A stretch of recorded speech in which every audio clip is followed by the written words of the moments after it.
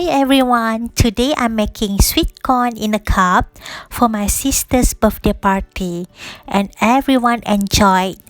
So jom hari ni tunjukkan caranya. Okay, kalau balik kampung kita orang selalu singgah R&R dan memang akan tapau lah corn in a cup ni. So hari ni I ni tunjukkan caranya. Hanya perlu gunakan corn kernels, susu pekat, butter dan juga sedikit garam masakan.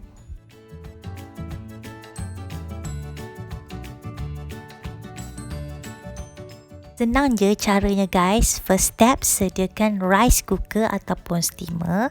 Panaskan air dan tuangkan sahaja jagung tadi mengikut berapa banyak yang korang nak makan. Lepas tu korang steamkan selama 20 ke 25 minit.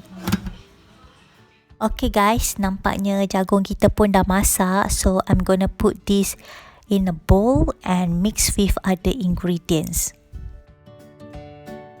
Masukkan 1 sudu butter, 2 sudu susu pekat dan juga setengah sudu kecil garam ke dalam mixing bowl tadi.